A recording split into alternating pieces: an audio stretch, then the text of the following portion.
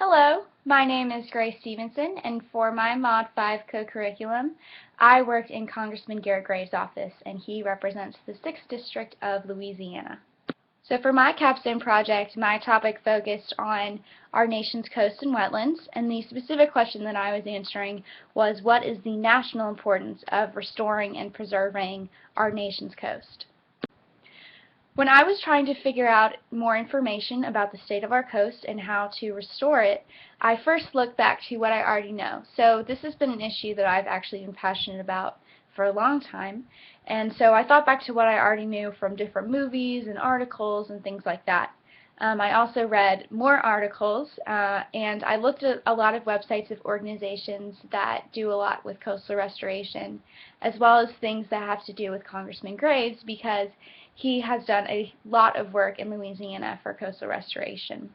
I also was very lucky, and I was able to meet directly with the congressman to talk about this issue. So from my research, the biggest thing that stood out to me was that Louisiana loses almost 2 football fields of coast every hour, and I want to tell y'all why that's important. First, I want to talk to y'all about how important it is just in the state of Louisiana to restore the coast. So over 2 million people live in coastal areas of Louisiana. So obviously, if the coast continues to recede at this rate, that will have a huge impact on millions of families and businesses, and a lot of people will end up losing their homes, and that will have a huge economic toll on the state of Louisiana.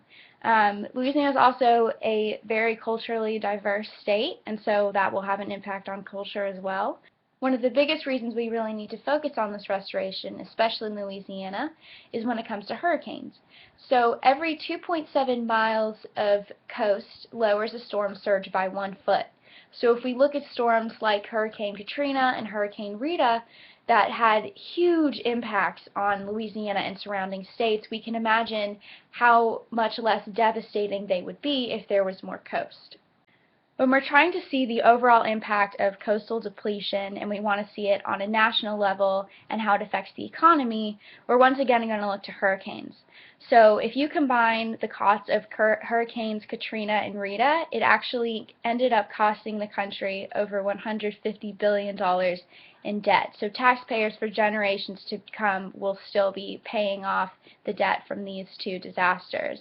And despite what a lot of people think, it's actually much costlier to try and pay and repair these issues after the disasters hit than it is to try and fix them before. In addition to this, Louisiana is a huge port city for America. So it's responsible for 1/4 of all America's seafood production, and 1/4 of all natural gas in America is either from, processed in, or travels through Louisiana. So a big hit on Louisiana's economy means a big hit on America's economy. The biggest impact this has on the nation is actually in the future. So upon speaking with the congressman, I learned that states like Florida and South Carolina and Virginia and Maryland, coastal states, are actually going to see the same issues that Louisiana is facing now. So attitudes nationally, and especially attitudes in the government, really have to change about this issue if we want to be able to prevent more coastal depletion and possibly the erosion of entire states in the future. So after getting an even better understanding of how important this issue is to our whole country, I asked Congressman Graves how we can change this issue and turn it around.